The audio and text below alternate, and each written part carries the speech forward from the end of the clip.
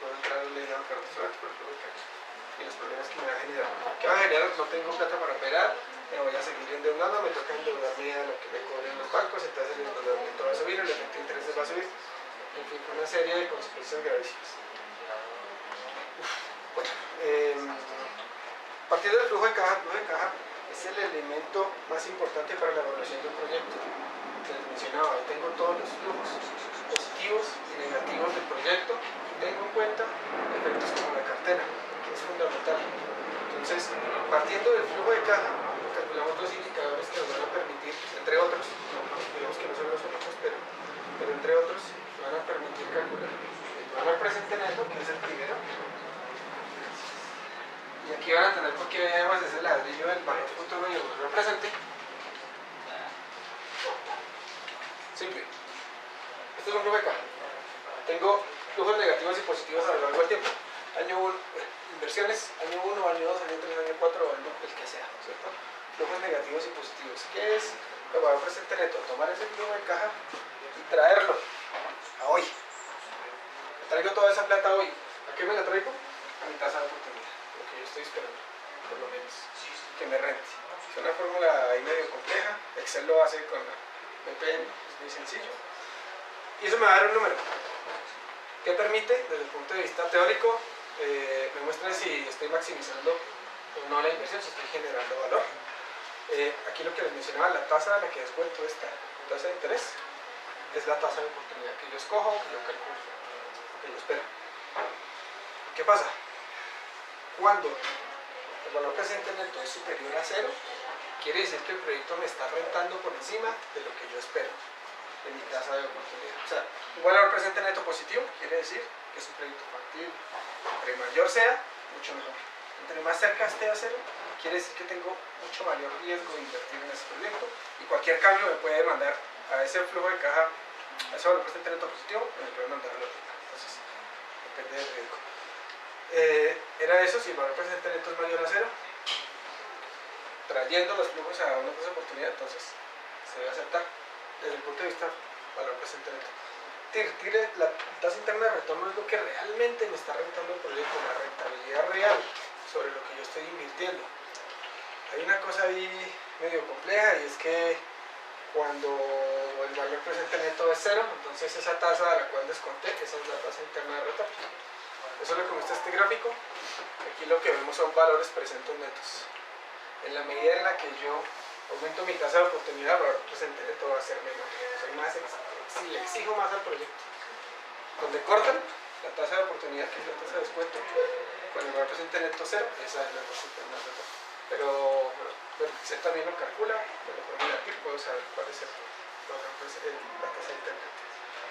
Si la tasa interna de retorno es mayor a la tasa de oportunidad de lo que yo espero, es un proyecto que se debe aceptar. ¿Listo? Entonces esos son los dos grandes indicadores que tenemos acá. En fin, veamos el igual. Esto no.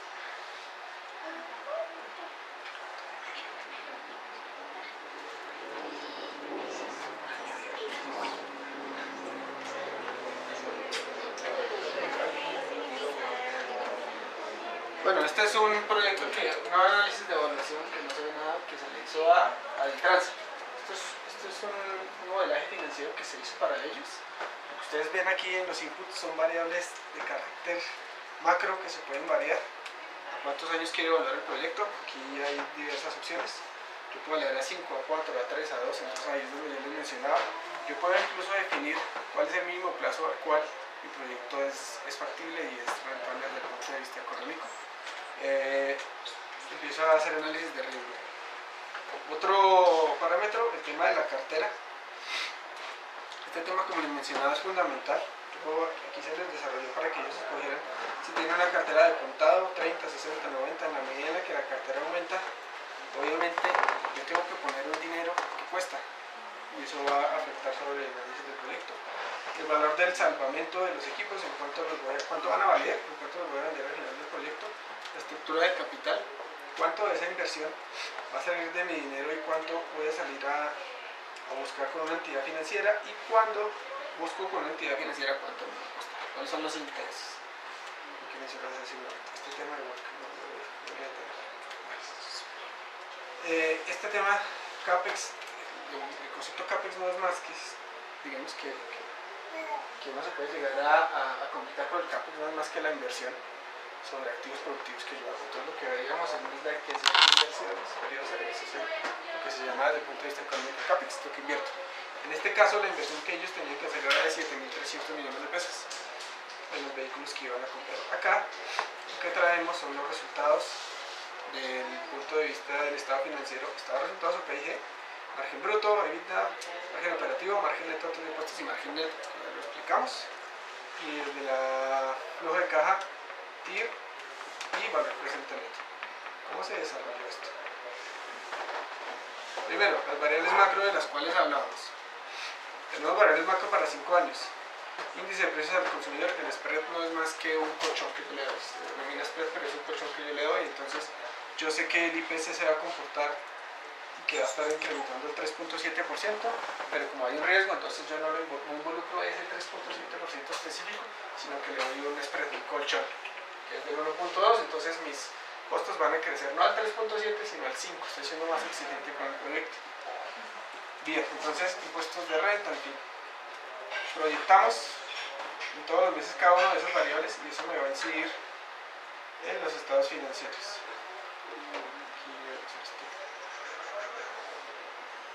Las inversiones, se definen las inversiones, en este caso la inversión se hizo en vehículos, en tractomulas y cisternas, entonces aquí está el listado de las inversiones, la TRM para ese día y que dependiendo de la TRM varía radicalmente el proyecto porque las inversiones se hacían en dólares, que hay un listado grande de activos en los que ellos iban a invertir. Estas son inversiones iniciales, todas las inversiones, la estructura administrativa que iba a estar dedicada a su proyecto, costos directos e indirectos, costos y gastos muy bien, acá relacionados todos, se hizo un análisis sobre el incremento del ACPM para definir cuál iba a ser la proyección que íbamos a tener sobre esa variable. El ACPM es el 33% de los costos de transporte, entonces es la variable fundamental, hay que definirla muy bien, por eso se hizo un análisis de 10 años, cómo se había comportado este tema. Bueno, esta hojita lo que muestra son todas las depreciaciones que ya vimos. Depreciaciones, yo puedo decidir desde el punto de vista del proyecto de depreciar a 5 años, a 10 años a lo que quiere evaluar el proyecto. Tenemos un valor de salvamiento y lo que las amortizaciones también, y lo que él nos muestra a lo largo de los 5 años es cómo se van a comportar esas depreciaciones. Este es el efecto de depreciación total de todas esas inversiones.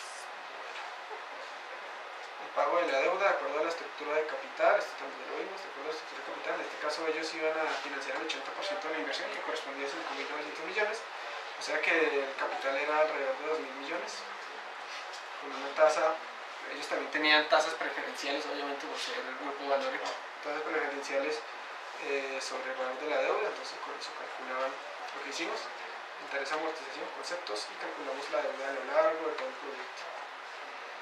Esto es lo que les mencionaba el WAC, esto es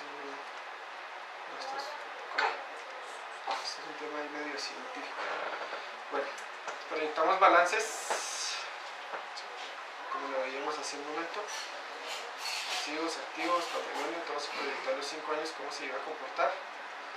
Proyectamos PIGs, entonces si ustedes se dan cuenta, fíjense, cuando empezamos con el ingreso, lo que va a facturar cada vehículo al mes, los costos directos, utilidad bruta, todos los gastos, EBITDA, depreciaciones y amortizaciones, utilidad operacional, margen operacional, intereses, utilidad netas de impuestos y luego utilidad netas después de impuestos. Se hizo todo el desglose del PIG a lo largo de los 5 años, como ustedes lo pueden ver acá. Todo esto obviamente, si ustedes se dan cuenta, arranco con una utilidad, con un margen neto del 2.6, baja, sube a 4.5, sube.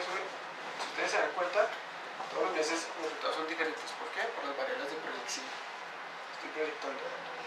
Y los flujos de caja. Donde establezco valor presente neto del proyecto, valor presente neto mensual, tasa interna de retorno. Hacemos 3 niveles de flujo de caja bruto, flujo de caja libre donde tengo en cuenta las inversiones, y flujo de caja del inversionista donde tengo en cuenta el concepto de financiación. Y aquí hay un concepto que es mucho más contable, y es el escudo fiscal que tengo por conceptos de esa deuda que estoy pagando. que disminuye la base gravable del impuesto final.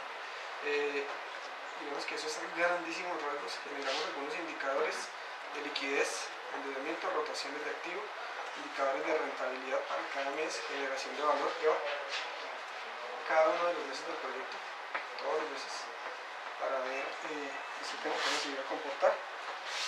Bueno, digamos que esto es muy grandes rasgos de qué se trata la evaluación de un proyecto. Acá lo que traíamos era los resultados, una tasa interna de retorno del 23.4%, un representa neto positivo. ¿Qué quiere decir? Que el proyecto está rentando más que la tasa de oportunidad. Es un proyecto factible desde el punto de vista económico. Eso es lo que se llama modelaje determinístico. Si ustedes se dan cuenta, aquí no hay nada de probabilidad hasta el momento. Es un simplemente proyecto, digamos que no va a tener mayores variaciones. Pero viene el segundo tema que mencionábamos aquí en los slides. Esto es el modelaje financiero, pero vamos a ver el tema y es el modelaje financiero estocástico. ¿A qué se refiere eso? Que ya le incorporo variabilidad a los componentes. Entonces, por ejemplo, lo que les mencionaba, yo estimo que el IPC se va a comportar a razón del 3.7% anual, pero yo no tengo ninguna certeza sobre eso. Seguramente va a estar en el 3.8, seguramente en el 3.5, no esperamos mayores variaciones, pero alguna variación va a haber. ¿Qué hacemos en ese caso? Hacemos esto.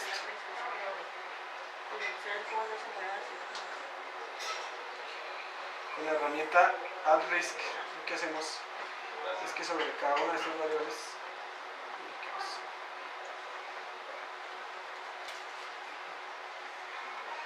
definimos una función probabilística.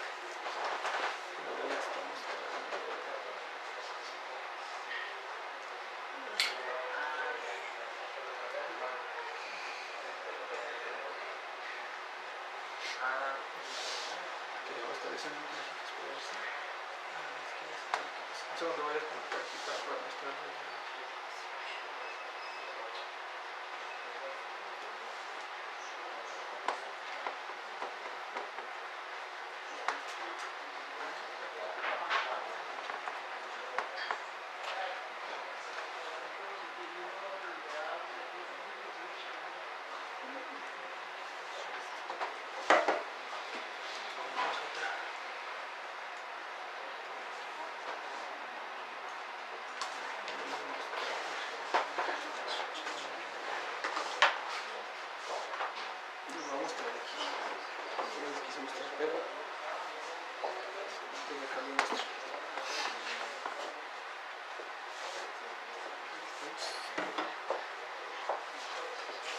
Cada una de esas variables sobre las cuales yo no tengo certeza, lo que puedo hacer es involucrar una función probabilística que me defina de alguna manera cómo se puede llegar a comportar esa variable. Por ejemplo, el IPC. El IPC o la inflación es un parámetro que muy poco probablemente va a disminuir. Eso tiende a subir. Entonces, lo que hago es un análisis de cómo se ha venido comportando la variable y la ajusto a una función de probabilidad. Pues, como vamos a ver dentro de un momento cuando si funciona o que no está funcionando, es que él empieza a generar números aleatorios. Por ejemplo, yo escojo que esta variable IPC se va a comportar como una curva normal. ¿Qué quiere decir como una curva normal? Que voy a tener un promedio, unas desviaciones estándar, y voy a empezar a generar valores aleatorios de acuerdo a esa función de probabilidad. Entonces, en un escenario me va a decir que el IPC realmente es el 3.7, que es la media, seguramente en otro me va a decir que es el 3.75, en otro me va a decir que es 4, en otro me va a decir que es 3.6, va a empezar a generar números aleatorios alrededor de cada una de esas variables. Defino todas las variables y hago, vamos a ver si lo hace. Esto que es la corrida ya como tal del modelo. Así es.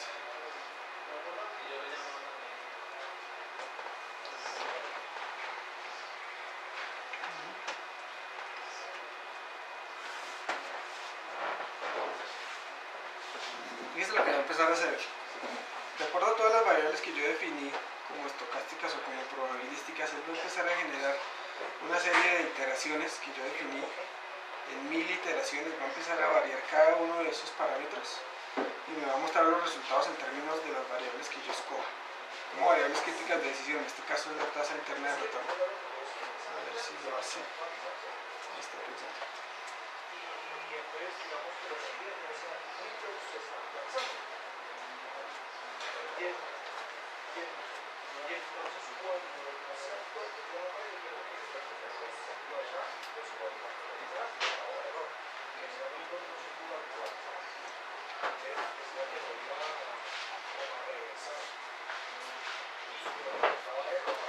Ya recorro.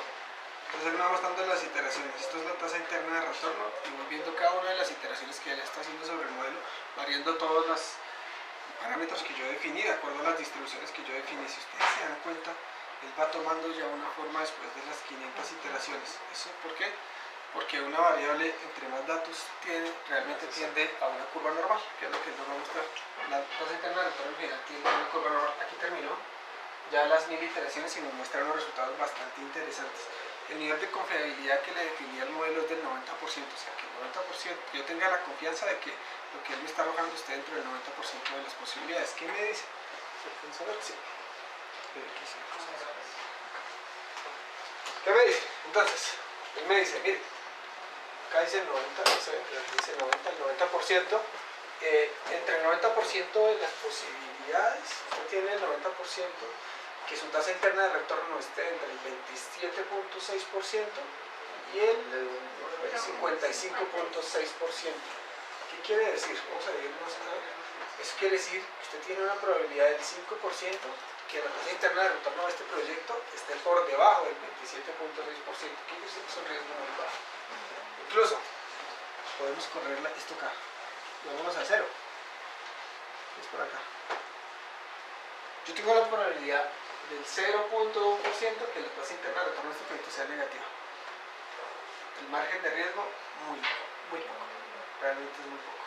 Entonces, esta es la forma en la cual se evalúa y se mitiga el riesgo de una inversión, ya incorporándole variables de probabilidad a todo el modelo.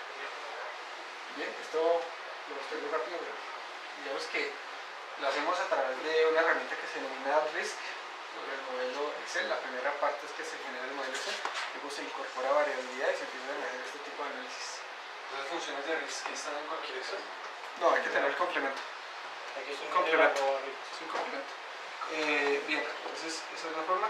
De la misma manera que hice el latir, hubiera podido decir que me generara los escenarios y que me calculara el ABPN, que me calculara el margen neto antes de impuestos. Los impuestos se le evitan, cualquier indicador lo hubiera podido hacer de esta manera. Incluso la liquidez, que probabilidad tengo de estar ilíquido dentro del proyecto de acuerdo a la cartera de la variabilidad.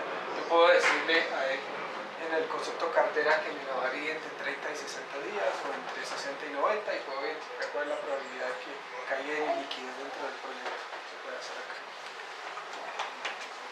Ya para terminar, que voy a quedar aquí altísimo. Algunos proyectos que hemos hecho como visión logística de este tipo, Manzanares Energy se hizo el año pasado. Es una empresa del sector de hidrocarburos, de socios indios y chinos. Se hizo un proyecto de factibilidad de inversión en vehículos, tal como lo vieron. Este fue el que vieron, y trae al grupo Valores. Nosotros en este momento estamos certificados con ese modelo que vimos como evaluadores de proyectos del grupo Valores. Entonces, cuando ellos necesitan hacer la evaluación del proyecto, ofrecen nosotros, ya tenemos la certificación y pues el proceso se hace por ellos de esa manera. Para Brio, que es otra compañía muy grande del sector de los combustibles, hicimos también una presentación de ellos. Se hizo todo el modelaje financiero para la presentación del proyecto a Ecopetrol de transporte. Para Linde, el sector del gas industrial, se hizo también un modelaje operativo y financiero para una operación de ellos hacia el Cerro Matoso. Y Cementos de Quendama, que fue nuestro primer cliente, todo arrancó como una consultoría en un proyecto de inversión y luego vino la administración de la flota. Entonces, algunas cosas que hemos hecho, que se han hecho. Listo. Muchas gracias, que buena la extensión.